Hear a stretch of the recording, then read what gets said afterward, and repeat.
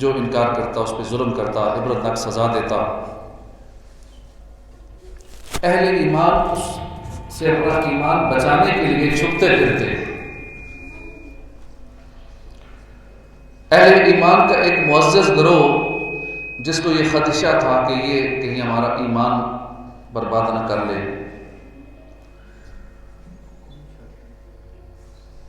اور ان تک یہ پہنچ کر ان کو مجبور نہ کر دے غیر خدا کی پوجا کرنے پر، اس خطرے کے پیش نظر انہوں نے یہ شہر چھوڑنے کا فیصلہ کیا اور وہاں سے چل پڑے۔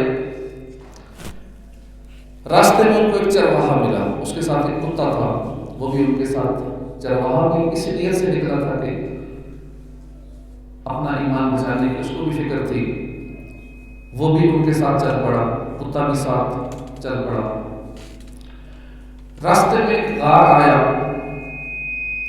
اس غار کو ان لوگوں نے اپنا ٹھکانہ بنایا اور وہاں آرام کرنے کی خاطر لیٹ گئے۔ غار میں لیٹنے کے بعد ان کے ساتھ عجیب و غریب واقعہ پیش آیا۔ یہ لوگ جب لیٹے تو 309 سال تک لیٹے رہے۔ 309 سال کے بعد جب اللہ کے حکم سے یہ لوگ بیدار ہوئے تو ان کے بدن بھی سلامت، کپڑے سلامت، ان کا کتا بھی سلامت۔ وہ غار میں سو رہے تھے، لیکن اس طرح کہ جو ان کو دیکھتا وہ یہ سمجھتا کہ یہ جاگ رہے ہیں۔ اللہ کے حکم سے سورج نکلتے وقت غار سے دائیں طرف ہو جاتا، غروب ہوتے وقت سورج بائیں طرف ہو جاتا۔ اس طرح یہ لوگ غار کے کھلے حصے میں لیٹنے کے باوجود سورج کی شعاؤں سے محفوظ رہے۔ دقیانوس کو جب یہ خبر پہنچی کہ اتنے لوگ یہاں سے نکل کر اس غار میں چھپے ہوئے ہیں، تو اس نے حکم دیا کہ اس غار کے منہ پر ایک دیوار بنا دی جائے تاکہ وہ کبھی نہ نکل سکے، اندر ہی مر جائے۔ دقیانوس نے جس کو یہ ذمہ داری سونپی دیوار بنانے کی، وہ نیک آدمی تھا، وہ فیصلے کو تو تبدیل کروا نہیں سکتا تھا، لہذا اس نے غار کو اپنا ٹھکانہ بنانے والوں کے نام اور ان کی تفصیلات لکھی، ایک تختی پر لکھ کر صندوق کے اندر ڈال دی اور اس صندوق کو اس دیوار کی بنیادوں میں رکھوا دیا، محفوظ کرا دیا۔ پھر یہ اصحاب کہف 309 سال کے بعد جب بیدار ہوئے تو اس وقت بادشاہ بیدروس کا دور حکومت تھا، کیونکہ 309 سالوں میں کتنی حکومتیں بدلتی گئیں، کتنے بادشاہ چینج ہوئے، کرنسی بدل گئی، لوگ بدل گئے۔ اصحاب کہف یعنی غار والوں کا واقعہ قرآن کریم کے 15ویں پارے میں کچھ یوں ہے، ترجمہ کنز الایمان: کیا تمہیں معلوم ہوا کہ پہاڑ کی کھو اور جنگل کے کنارے والے ہماری ایک عجیب نشانی تھے؟ اب ہمارے لیے جو اس میں سیکھنے کی بات ہے، جو آج کا موضوع بھی ہے ہمارا، کہ اصحاب کہف کیوں اس غار میں گئے، شہر کیوں چھوڑا؟ ان کو ایمان کی فکر تھی، اپنا ایمان بچانے کے لیے انہوں نے شہر چھوڑا اور اس غار میں آرام فرما ہوئے۔ غیر خدا کی پوجا کی دعوت کو انہوں نے ٹھکرایا اور اپنا ایمان بچایا۔ 3 صدیوں سے زیادہ عرصہ گزر گیا، اللہ پاک کے حفظ و امان میں رہے، بدلتے زمانے نے ان پر کوئی اثر نہ کیا، ان کے حق میں گویا وقت رک گیا، اور جب بیدار ہوئے تو وہ اسی طرح نوجوان تھے، اسی طرح فریش تر و تازہ تھے، اور اللہ پاک نے ان کو ایک اپنی عجیب و غریب نشانی قرار دی۔ مفتی احمد یار خان نعیمی رحمۃ اللہ علیہ اصحاب کہف کے واقعے پر لکھتے ہیں کہ اس سے 2 مسئلے معلوم ہوئے۔ ایک یہ کہ کرامات اولیاء برحق ہے، اصحاب کہف یہ بنی اسرائیل کے اولیاء میں سے تھے، ان کا اتنا عرصہ بغیر کھائے پیے زندہ رہنا اور سلامت رہنا، یہ ان کی کرامت ہے۔ دوسرا یہ معلوم ہوا کہ ولی کی کرامت سوتے ہوئے بھی ظاہر ہو سکتی ہے اور موت کے بعد بھی ظاہر ہو سکتی ہے۔ ان اولیاء کے جسموں کو مٹی کا نہ کھانا یہ بھی ان کی کرامت ہے۔ جو لوگ نبیوں کے بارے میں یہ باتیں کرتے کہ معاذ اللہ مر کے مٹی ہو گئے، یہ تو اولیاء کرام تھے، ان کے جسم بھی مٹی نہیں ہوئے، اللہ پاک نے ان کے جسموں کو بھی سلامت رکھا 309 سال۔ لیکن چونکہ ان کو ایمان کی حفاظت کی فکر تھی، اللہ پاک نے ان کی مدد فرمائی۔ تو ہمیں بھی اپنے ایمان کی حفاظت کی فکر کرنی چاہیے، ایمان کی حفاظت کے لیے دعائیں کرنی چاہیے۔ یا الہی کر ایسی عنایت، دے دے ایمان پر استقامت، تجھ سے عطار کی التجا ہے یا خدا تجھ سے میری دعا۔ اللہ پاک کا کروڑ احسان کہ اس نے ہمیں مسلمان بنایا، اپنے محبوب کی امت میں پیدا کیا، اسلام کی دولت سے سرفراز فرمایا۔ اس میں کوئی شک نہیں کہ یہ ہماری بہت بڑی سعادت مندی ہے کہ ہم مسلمان ہیں، مگر ساتھ ہی ساتھ یہ بھی انتہائی قابل فکر بات ہے کہ ہم میں سے کسی کے پاس کوئی گارنٹی نہیں کہ ہم مسلمان ہی مریں گے، مرتے دم تک مسلمان ہی رہیں گے، کوئی گارنٹی نہیں دے سکتا۔ جس طرح بے شمار کفار خوش قسمتی سے مرتے وقت مسلمان ہو جاتے ہیں، اسی طرح کئی بدنصیب مسلمان معاذ اللہ مرنے سے پہلے کافر ہو جاتے ہیں۔ ایک طویل حدیث پاک میں ہمارے آقا صلی اللہ علیہ وسلم نے یہ بھی فرمایا، اولاد آدم مختلف طبقات پر پیدا کی گئی، بعض مومن پیدا ہوئے حالت ایمان پر زندہ رہے، مومن ہی مریں گے، بعض کافر پیدا ہوئے کفر پر زندگی گزری، کافر ہی مریں گے، بعض مومن پیدا ہوئے مومنانہ زندگی گزاری، کفر پر مریں گے، بعض کافر پیدا ہوئے کافر زندہ رہے اور مومن ہو کر مریں گے۔ معلوم ہوا کہ اصل کامیابی صرف دنیا میں مومن ہونا یا مسلمان ہونا نہیں ہے، بلکہ اس کے ساتھ ساتھ مرتے وقت ایمان کو سلامت لے کر دنیا سے جانا، یہ اصل کامیابی، جیسا کہ حدیث پاک میں واضح طور پر بیان ہے، یبعث کل عبد علی ما مات علیہ، یعنی ہر بندہ اس حالت پر اٹھایا جائے گا جس حالت پر وہ مرے گا۔ اس حدیث پاک کے تحت لکھا ہے، یعنی اعتبار خاتمے کا ہے کہ کسی کا خاتمہ کیسا ہو۔ اگر کوئی کفر پر مرے گا تو کفر کی حالت میں ہی قیامت والے دن اٹھے گا، اگر ایمان پر مرے گا تو ایمان کی حالت میں ہی اٹھے گا، اگرچہ وہ زندگی میں کافر رہا ہو، ساری زندگی کافر رہا، مرتے وقت وہ مسلمان ہو گیا، کلمہ نصیب ہو گیا، تو قیامت والے دن وہ مسلمان اٹھے گا۔ تو اصل اعتبار خاتمے کا ہے، خاتمہ کیسا ہوا۔ ہمیں چاہیے کہ ایمان کی نعمت ملنے پر اللہ کا شکر ادا کیا کرے، زندگی بھر ایمان پر ثابت قدم رہنے کی دعائیں مانگتے رہیں، ایمان کی حفاظت کے لیے، ایمان کی مضبوطی کے لیے علم دین سیکھیں، بالخصوص کفریات ایمانیات کا علم ضرور سیکھیں۔ ایمان کی حفاظت کے لیے اپنی زبان کو کینچی کی طرح چلانے کی بجائے، بازاری انداز میں چلانے کی بجائے، اپنی زبان کو ذکر و اذکار میں، درود پاک میں استعمال کریں، ایمان کو کفر کے تمام خطرات سے بچائیں، اپنے آپ کو ان کاموں سے بچائیں جن سے ایمان ضائع ہو جاتا۔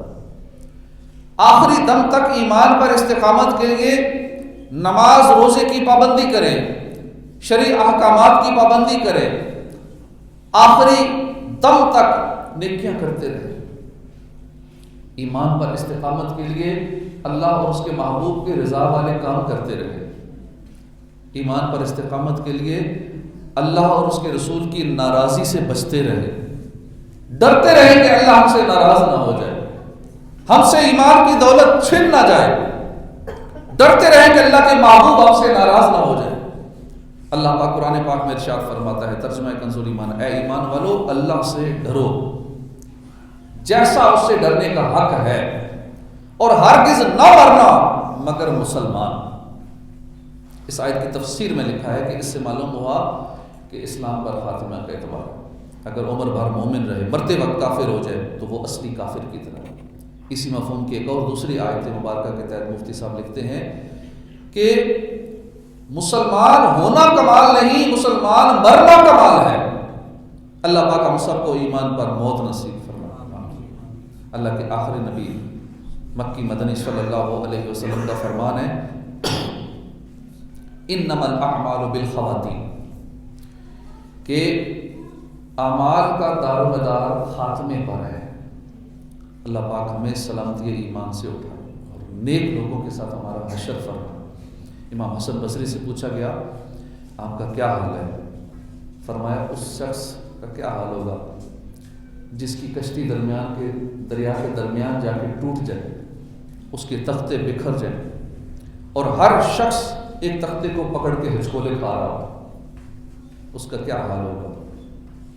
عرض کی گئی کہ وہ تو بڑا پریشان ہوگا جس کی یہ حالت ہو کہ کشتی دریا کے درمیان میں جا کے ٹوٹ جائے، تختے الگ الگ ہو جائیں اور ہر بندے کو ایک تختہ ملے، بس اسی تختے پہ ہچکولے کھا رہا ہو، پتہ نہیں کب ڈوب جاؤ۔ کہتے ہیں میرا بھی یہی حال ہے۔ ایک بار آپ ایسے اداس ہوئے، کئی سال تک ہنسی نہ آئی، لوگ آپ کو ایسے دیکھتے جیسے کوئی قید تنہائی میں ہے اور اس کو سزائے موت سنا دی گئی ہو، ایسے پریشان رہتے تھے۔ آپ سے اس بے چینی کی وجہ پوچھی گئی، پریشانی کا سبب پوچھا گیا کہ آپ اتنی عبادت کرتے ہیں، اتنی ریاضت اور مجاہدات کرتے ہیں، اس کے باوجود آپ کیوں فکر مند رہتے ہیں؟ فرمایا مجھے ہر وقت یہ خدشہ لگا رہتا ہے کہ کہیں مجھ سے کوئی ایسا کام سرزد نہ ہو جائے جس کی وجہ سے مجھ سے میرا رب ناراض ہو جائے اور وہ فرما دے کہ تم جو چاہو کرو، میری رحمت تمہارے شامل حال نہیں، کہیں ایسا نہ ہو جائے۔ بس اسی وجہ سے میں اپنی جان کو پگھلا رہا ہوں۔ دامن اسلام سے وابستہ ہونے والوں کو ہمارے پیارے آقا نے بھی بارہا اسلام ہی کے نور میں رہنے، کفر کی تاریکیوں سے بچنے کی ترغیب دلائی۔ میرے آقا نے فرمایا کہ جس میں 3 خصلتیں ایسی ہیں کہ جس میں یہ 3 خصلتیں ہوں گے وہ ایمان کی مٹھاس پالے گا۔ نمبر 1، جس کے نزدیک اللہ اور اس کا رسول سب سے زیادہ محبوب ہوں۔ جو کسی بندے سے محبت کرے تو صرف اللہ کی رضا کے لیے محبت کرے، اسلام لانے کے بعد دوبارہ کفر میں لوٹنے کو اسی طرح ناپسند کرے جس طرح آگ میں ڈالے جانے کو ناپسند کرتا ہے۔ پیارے اسلامی بھائیو، جس بدنصیب کا کفر پر خاتمہ ہوگا وہ عذاب قبر میں تو گرفتار ہوگا ہی، جیسے ہی قبر میں اس کو دفن کریں گے وہیں سے عذاب شروع ہو جائے گا، اس کے ساتھ ساتھ ہمیشہ کے لیے اس کو جہنم میں رہنا بھی پڑے گا، اور جہنم کی ہولناکیاں بڑی سخت ہیں۔ مفتی امجد علی اعظمی رحمۃ اللہ علیہ جہنم کی ہولناکیاں بیان کرتے ہوئے آپ لکھتے ہیں حضرت جبرائیل علیہ السلام نے قسم کھا کر یہ عرض کی کہ اگر جہنم سے سوئی کے ناکے کے برابر ایک سوراخ کھول دیا جائے، ایک سوراخ، سوئی کے ناکا کتنا ہوتا ہے چھوٹا سا، اتنا سا سوراخ اگر جہنم کا کھول دیا جائے تو تمام اہل زمین اس کی گرمی سے مر جائیں۔ اور قسم کھا کر کہا کہ اگر کوئی جہنم کا داروغہ دنیا والوں پر ظاہر ہو جائے تو زمین والے اس کی ہیبت سے، اس کے خوف سے ہی مر جائے۔ اور قسم کے ساتھ بیان کیا کہ جہنمیوں کی ایک زنجیر اگر دنیا کے پہاڑوں پر رکھ دی جائے تو پہاڑ کانپنے لگے، انہیں قرار نہ، یہاں تک کہ وہ پہاڑ زمین میں دھنس ہے۔ یہ دنیا کی آگ جس کی گرمی اور تیزی سے کون واقف نہیں ہے کہ بعض موسم میں تو اس کے قریب جانا مشکل ہوتا ہے، پھر بھی یہ آگ خدا سے دعا کرتی ہے کہ اسے جہنم میں پھر نہ لے جائے، مگر تعجب ہے انسان سے کہ جہنم میں جانے والے کام کرتا ہے اور اس آگ سے نہیں ڈرتا جس آگ سے آگ بھی پناہ مانگتی ہے۔ اس جہنم میں مختلف وادیاں ہیں، طبقات ہیں، کنویں ہیں۔ بعض وادیاں ایسی ہیں کہ جہنم ہر روز 70 مرتبہ ان سے پناہ مانگتا ہے۔ یہ خود اس مکان کی حالت ہے، اگر اس میں اور کچھ نہ بھی ہوتا تو کیا یہی کم تھا مگر کفار کی سزنش کے لیے اور طرح طرح کے عذاب مہیا کیے. لوہے کے ایسے بھاری گرزوں سے فرشتے ماریں گے کہ اگر کوئی گرز زمین پر رکھ دیا جائے تو تمام جن و انس مل کر اسے کھا نہیں سکتے. ایسے ایسے گرز ہتھوڑے. کفار جان سے عاجز آ کر باہم مشورہ کر کے داروغہ جہنم کو، حضرت مالک کو پکاریں گے کہ اے مالک تیرا رب ہمارا قصہ تمام کر دے. مالک علیہ السلام 1000 سال تک جواب نہیں دیں گے. 1000 سال کے بعد جواب دیں گے. مجھ سے کیا کہتے ہو؟ اس سے کہو جس کی نافرمانی کی تھی. 1000 سال تک رب العزت کو اس کی رحمت کے ناموں سے پکاریں گے. اللہ پاک 1000 سال تک جواب ہی نہیں دے گا. اس کے بعد فرمائے گا تو یہ فرمائے گا دور ہو جاؤ، جہنم میں پڑے رہو، مجھ سے بات نہ کرو. اس وقت کفار ہر قسم کی خیر سے، بلائی سے مایوس ہو جائیں گے اور گدھے کی طرح چلائیں گے، روئیں گے. ابتداً آنسو نکلیں گے، پھر وہ آنسو ختم ہو جائیں گے، پھر آنسو خون بن جائیں گے، خون کے آنسو روئیں گے. روتے روتے ان کی گالوں میں خندقیں پڑ جائیں گی، گڑھے پڑ جائیں گے، اور رونے کا خون اور پیپ اس قدر ہوگا کہ اگر اس کے اندر کشتیاں چلائے جائیں تو وہ بھی چلنے لگیں. آہ کثرت اسیاں، خوف ہائے دوزخ کا، کاش میں نہ دنیا کا ایک بشر بنا ہوتا. آہ سلب ایمان کا، خوف کھائے جاتا ہے، کاش کہ میری ماں نے ہی مجھ کو نہ جنا ہوتا. پیارے اسلامی بھائی، دنیا میں آنے کو تو ہم آ گئے، مگر اس دنیا سے اب ایمان کو سلامت لے کر جانا، اس کے لیے سخت دشوار گزار گھاٹیوں سے گزرنا پڑے گا. اور پھر بھی کچھ پتہ نہیں ہے کہ ایمان سلامت رہے گا نہیں رہے گا. یاد رکھیے، موت کے وقت ایمان چھیننے کے لیے شیطان طرح طرح کے ہتھ کنڈے استعمال کرتا ہے، حتیٰ کہ ماں باپ کے روپ میں آ جاتا ہے. اور کبھی مرنے والوں کے ساتھ نزع کے وقت اس کے پیاروں کی صورت میں آ کر کہتا ہے کہ یہود و نصارہ کو درست ثابت کرنے کی کوشش کر، کہ مرنے والے کو یہودی یا نصرانی مذہب اختیار کرنے کا کہتا ہے. تو کبھی ایمان چھیننے کی کوئی اور چال چلتا ہے، مختلف چالیں چلتا ہے. یقیناً وہ ایسا نازک موقع ہوتا ہے کہ بس جس پر اللہ کا خاص کرم اور احسان ہو وہی کامیاب و کمران ہوتا ہے اور اسی کا ایمان سلامت رہتا ہے.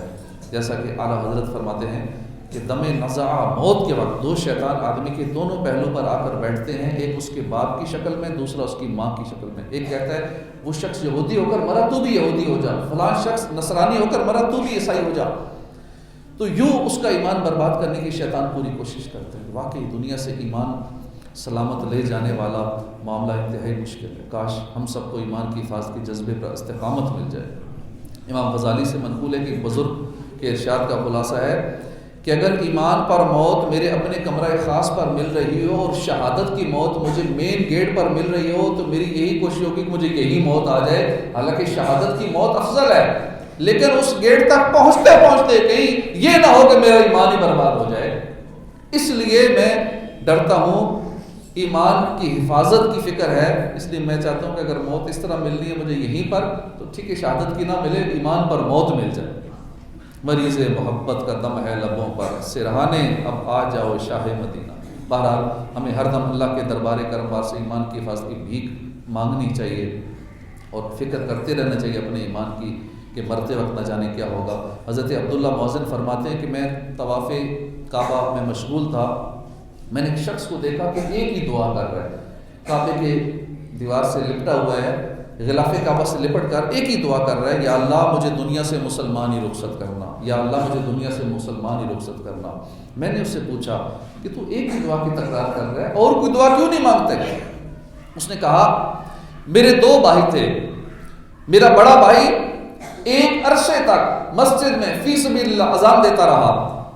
جب اس کی موت کا وقت قریب آیا اس نے قرآن مانگا، ہم نے اس کو قرآن دیا کہ یہ برکتیں حاصل کرے گا.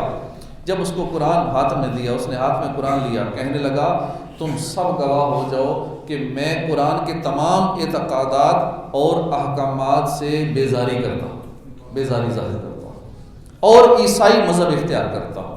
معاذ اللہ، چونکہ وہ کفر کی حالت میں مر گیا. پھر میرے دوسرے بھائی جنہوں نے 30 سال تک مسجد میں فی سبیل اللہ اذان دی، مگر وہ بھی آخری وقت میں نصرانی ہو کر مرا. لہٰذا میں اپنے بارے میں فکر مند ہوں کہ نہ جانے میرا کیا بنے گا. اس لیے میں یہی دعا مانگ رہا ہوں، یا اللہ مجھے مسلمان ہی اٹھانا۔ حضرت عبداللہ مؤذن نے اس سے پوچھا کہ آخر تمہارے بھائی کون سا گناہ کرتے تھے کہ جس کی وجہ سے ان کا ایمان برباد ہو گیا؟ اس نے بتایا کہ وہ غیر عورتوں میں دلچسپی لیتے تھے اور امرتوں یعنی بے ریش لڑکوں میں وہ دلچسپی لیتے تھے، ایسوں سے دوستی کرتے تھے۔ یہ عیب تھا ان کے اندر، باقی نیک آدمی تھے، صرف یہ عیب جس کو آج کل عیب سمجھا نہیں جاتا، ایک معمولی سی چیز سمجھا جاتا ہے۔ میرا دل ہو پر حب جانا سے یا رب، بچا ہر گھڑی جرم و عصیاں سے یا رب، میں دنیا سے جس دم چلوں جاں سے یا رب، نہ خالی ہو دل میرا ایمان سے یا رب۔ شرح الصدور میں لکھا ہے، بعض علماء فرماتے ہیں کہ برے خاتمے کے 4 اسباب ہیں۔ نماز میں سستی کرنا برے خاتمے کا سبب ہے، شراب نوشی کرنا، والدین کی نافرمانی کرنا اور مسلمانوں کو تکلیف دینا۔ یہ 4 اسباب ایسے ہیں کہ جس کی وجہ سے ایمان برباد ہونے کا شدید خطرہ ہوتا ہے۔ حضرت سفیان ثوری بوقت وفات رونے لگے، چلانے لگے، لوگوں نے دلاسا دیتے ہوئے عرض کی، یا سیدی گھبرائیے نہیں، اللہ کی رحمت پہ نظر رکھیے۔